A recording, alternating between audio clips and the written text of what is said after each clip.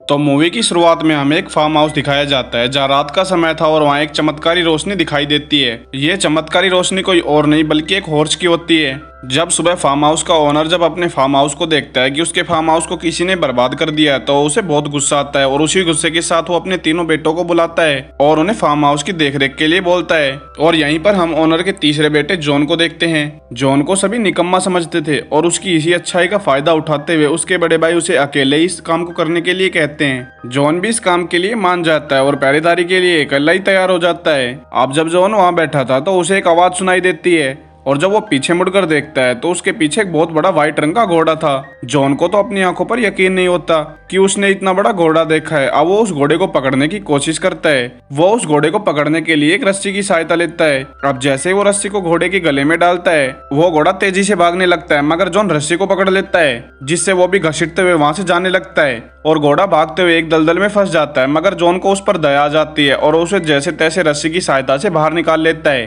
अब घोड़े की आंख में आंसू को देखकर जॉन को उस पर दया आ जाती है और वो उसे आजाद कर देता है। पर आजाद करने से पहले वो उससे एक प्रॉमिस लेता है कि वो कभी दोबारा यहाँ पर नहीं आएगी। जॉन उसे जैसे ही आजाद करता है वो वहाँ से भाग जाती है। उसके बाद जॉन भी अपने घर पर आ जाता है और जॉन को दोबारा से अपने फार्म हाउस से कुछ आवाजें सुनाई देती है। अब जब जॉन उन्हें चेक करता है तो हैरान हो जाता है कि वहाँ पर तो बड़े घोड़े थे जो बंधे हुए थे और वो कुछ समझ पाता उससे पहले एक आवाज आती है कि ये तुम्हारे लिए एक गिफ्ट है। और जब जॉन पीछे मुड़कर देखता है तो वहाँ पर एक छोटा घोड़ा होता है। वो कोई और नहीं उसी घोड़ी का बेटा होता है जिसे जॉन ने बचाया था। उसका प्यारा सा नाम फॉल है। फॉल जॉन को बताता है कि मेरी मदर तुमसे बहुत ज्यादा खुश है इसलिए उन्होंने तुम्हारे लिए गिफ्ट भेजा है। जॉन ये सब सुनकर बेहद ज्यादा खुश हो जाता है, लेकिन तभी उसे अपने फादर की आवाज सुनाई देती है और वो उसके फादर के पास जाता है। जॉन उन्हें अंदर आने से रोकता है और जब जॉन के फादर वहाँ से चले जाते हैं तो जॉन उस छोटे घोड़े पर बैठ जाता है और वो बहुत तेजी से भागता है। उसकी स्पीड को देखकर जॉन हैरान हो जाता है। अब जब जैसे ही छोटा घोड़ा सीटी को बजाता है तो अस्तबल में दोनों खड़े घोड़े तेजी से बिजली की रफ्तार से वहां पर आ जाते हैं। जॉन सोचता है कि वो उन घोड़ों को बाजार में बेच देगा, जिसके बाद वो उन घोड़ों को बाजार में लेकर जाता है। अब बाजार में लोग उन घोड़ों को देखकर बेहद ज्यादा खुश हो जाते हैं और उनमें से कुछ लोग तो जॉन से उन घोड़ों को खरीदने की बातें भी करते हैं। वो सभी हैरान थे क्योंकि वो दोनों घोड़े बहुत ज्यादा सुंदर लग रहे थे। फॉल उन दोनों घोड़ों को उस गरीब आदमी को बेचने के लिए कहता है, लेकिन जॉन तो उन घोड़ों को किंग को बेचना चाहता था ताकि उन्हें अच्छे पैसे मिल सके। जब जॉन किंग के पास पहुंचता है तो किंग को वो दोनों घोड़े बेहद ज्यादा पसंद आते हैं, लेकिन किंग का वजीर उन्हें कहता है कि ये घोड़े मुझे चोरी के लगते हैं। अब किंग इसी बात का फायदा उठाकर उन दोनों घोड़ों को ले लेता है। अब जब जॉन किंग को पैसे के लिए कहता है तो किंग वहां से बिना कुछ जवाब दिए चले जाता है। फिर फॉल जॉन को डांटता है और कहता है कि मैंने तुमसे पहले ही कहा था कि वो दोनों घोड़े इस गरीब आदमी को दे दो, बेच दो, पर तुमने ऐसा नहीं किया। फिर जब फॉल जॉन का उदास चेहरा देखता है तो दोबारा से सीटी बजाता है, जिसकी आवाज सुनकर वो दोनों घोड़े उसके पास दोबारा से आ जाते हैं। लेकिन उन दोनों घोड़ों की वजह से किंग की बग्गी पलट जाती है और वो सीधा आटे में गिर जाता है। इस बात पर किंग को बहुत ज्यादा गुस्सा आता है, लेकिन वहाँ पर प्रजा की वजह से वो जॉन को कुछ नहीं बोल पाता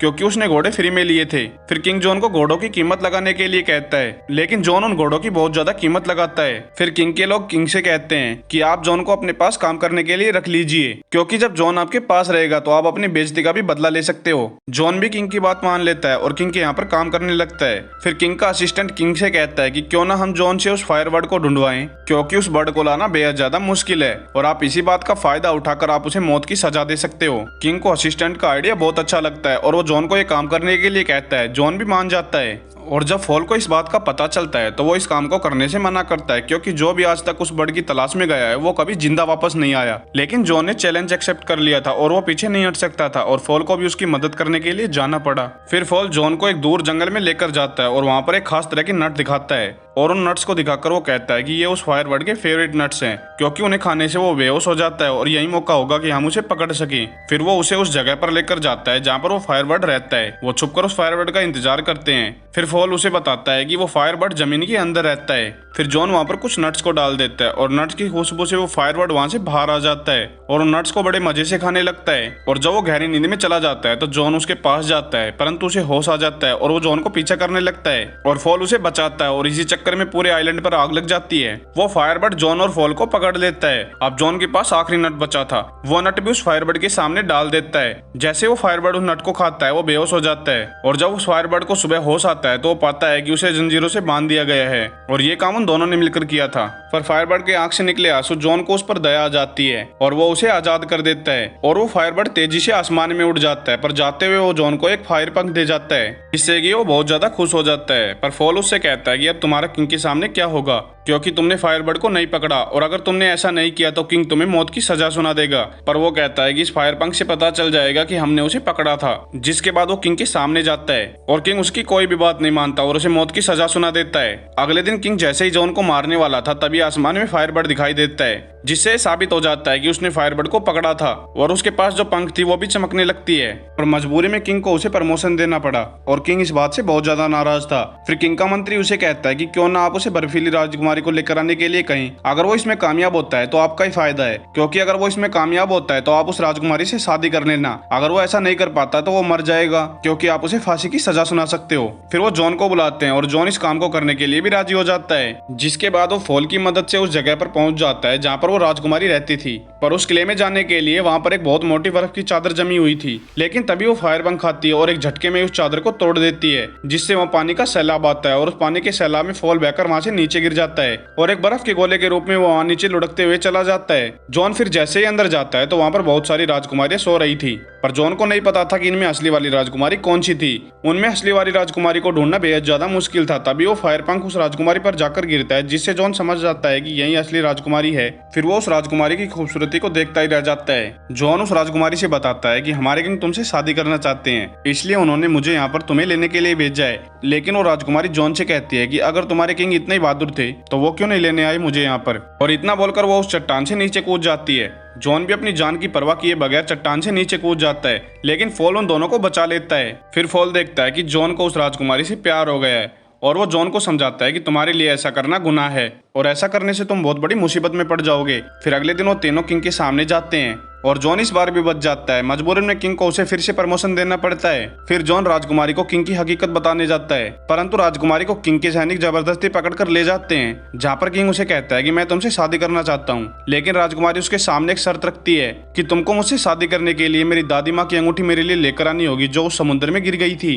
तभी वहाँ पर फॉल आ जाता है और राजा उसे एक काम करने के लिए कहता है, जिस पर वो मान जाता है। अब जैसे ही फॉल को इस बात के बारे में पता चलता है तो वो उससे कहता है कि मैं तुम्हारी इसमें कोई मदद नहीं कर सकता, क्योंकि मैं नहीं जानता कि वो रिंग कहाँ पर है। फिर फॉल अपनी मॉम से पूछता है तो उसकी मॉम उसे बताती है कि वो रिंग एक ब्लू व्हेल जो कि उस टापू के पास रहती है उसके पेट में है। जिसके बाद जॉन और फॉल दोनों वहाँ पर चले जाते हैं, लेकिन एक पंछी के टकराने से वो नीचे गिर जाता है और समुद्र के अंदर जाकर देखता है तो उसे पता चलता है कि उस व्हेल को तो जंजीरों से बांधा गया है। तब इन दोनों को इस बात का भी पता चलता है कि ये आइलैंड कोई और नहीं उस व्हेल का ही है, क्योंकि इस व्हेल के ऊपर घास पत्ते उग गए हैं, जिसकी वजह से आइलैंड बन गया है।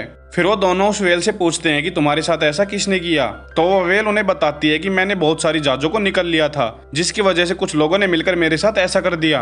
फिर जॉन को व्हेल के लिए भी बहुत ज्यादा बुरा लगता है और वो उसे खोलने की पूरी कोशिश करता है, परंतु इतनी बड़ी व्हेलों को खोलना उसके बस की बात नहीं थी। फिर उसे एक आइडिया आता है कि क्यों ना हम व्हेल को छींकने पर मजबूर कर दें, जिससे कि वो उन व्हेलों को अपने आप ही तोड़ देगी। फिर जॉन और फॉल उसके नाक में घुस जाते हैं और उसके नाक में घुसकर वो गुदगुदी करने लगते हैं, जिससे कि व्हेल को छींक आ जाती है। और जैसे वो छींकती है तो उन व्हेलों से अपने आप ही आजाद हो जाती है, जिसके बाद उसके अंदर से बहुत सारी जहाजें बाहर निकलती हैं और वो व्हेल वहां से चली जाती है। लेकिन कुछ देर बाद जॉन को याद आता है कि उस व्हेल से मैंने वो रिंग पानी थी। लेकिन एक केकड़ा जो उस रिंग को लेकर आता है और वो उसे बताता है कि उसे उसी व्हेल ने भेजा है, क्योंकि वो व्हेल जादुई है और वो लोगों के मन को पढ़ सकती है, इसलिए उसने तुम्हारे लिए गिफ्ट भेजा है। जिसके बाद जॉन किंग के सामने उस रिंग को लेकर जाता है। जॉन के हाथ में उस रिंग को देखकर किंग हैरान हो जाता है। फिर फॉल राजकुमारी को समझाने के लिए जाता है कि उससे शादी मत करना, लेकिन राजकुमारी से वो कुछ बातें कर पाता उससे पहले कि उसे राजा के आदमी देख लेते हैं और उसे शूट कर देते हैं, जिससे वो घायल हो जाता है। फिर जब जॉन उससे बातें करने के लिए जाता है तो उसे राजा के आदमी पकड़ लेते हैं और जेल में डाल देते हैं। फिर जब राजकुमारी उसके पास जाना चाहती थी तो किंग उसे नहीं जाने देता।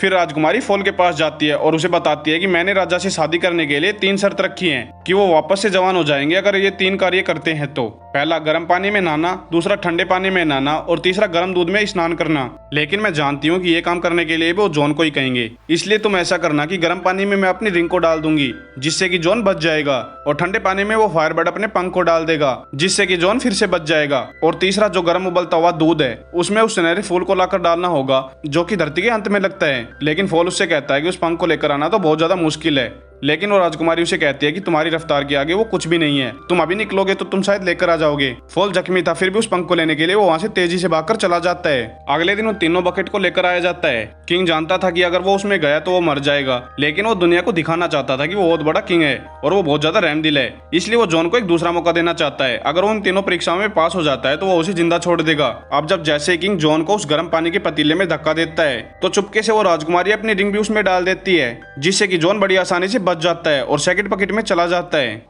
उसमें वो फायरबर्ड का पंख अपने आप ही आकर गिर जाता है। कुछ देर जॉन उसमें रहता है तो सभी लोगों को लगता है कि वो मर गया है, लेकिन अचानक से वो उठता है और तीसरे बकेट की ओर जाने लगता है। तब तक फॉल उस सुनहरे फूल के पास पहुंच चुका था और उसे लेकर वापस आने लगता है और एंड वक्त पर वो उसे उस बकेट में डाल देता है। जिसके बाद जैसे ही जॉन उसमें जाता है तो वो एक राजकुमार के रूप में वहां से बाहर निकलता है। अब राजा को भी यकीन हो जाता है कि वो भी बच जाएगा, लेकिन जैसे वो गर्म पानी में कूदता है तो वो एक बबूले में बदल जाता है और हवा में उड़कर कहीं पर चला जाता है। जिसके बाद जॉन को वहां का राजा घोषित कर दिया जाता है और अगले सीन में हमें दिखाया जाता है कि जॉन और उस राजकुमारी की शादी करवा दी गई है और वो दोनों खुशी खुशी वहां पर रहने लगे हैं और जनता भी उन्हें अपना राजा बनाकर बहुत ज्यादा खुश थी।